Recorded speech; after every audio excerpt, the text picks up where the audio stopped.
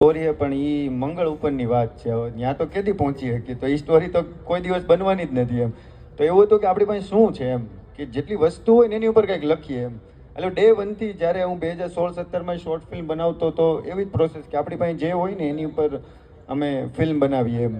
હવે એમાં એક નાની એવી વાર્તા કે જ્યારે હું ચારુસેટ કોલેજમાં ભણતો ને ત્યારે અમે એવું બનાવ્યું હતું કે રેલવે સ્ટેશનમાં જે ઓલું અનાઉન્સમેન્ટ વાળું હોય ને એની એક વાર્તા કરી હતી કે એનું એક માઇક ચાલુ રહી જાય ને પોતે ગીત ગાય ને ત્યાંથી કોઈ ટ્રેનમાં એને સાંભળી જાય અને એને કે ને કે બહુ મોટો કે સારી જગ્યાએ એનું સન્માન મળે. પણ અમે ખબર નહોતી ત્યારે, તો એ બધું લખી નાખ્યું હતું પણ પરમિશન મળી નહીં કે અહીંયા તમે આવી રીતે ન મળે. તો ત્યારે મેં સ્કૂલમાં જે પ્યુન હોય ને એની વાર્તા મેં લઈ લીધી હતી કે એની જગ્યાએ મેં પ્યુનને મૂકી દીધો હતો અને સ્કૂલનો હોય. એટલે ક્યાંક ને ક્યાંક એવું સમજાણું કે ભાઈ વાર્તા કેવી જરૂરી છે, લોકેશન એ બધું બહુ ઓલી વસ્તુ છે એમ. તો ક્યાંક ને ક્યાંક એવી પ્રોસેસ આમાં અમે કરી હતી કે આપણી પાસે, અને આની પહેલાં અમે બહુ બધી સારી વાર્તાઓ લખેલી પડી છે કે જેમાં મંગળ ગ્રહની વાત છે. પણ હવે કદાચ જશું, હવે બલૂનના પૈસા થઈ ગયા છે તો હવે ઉઠશું.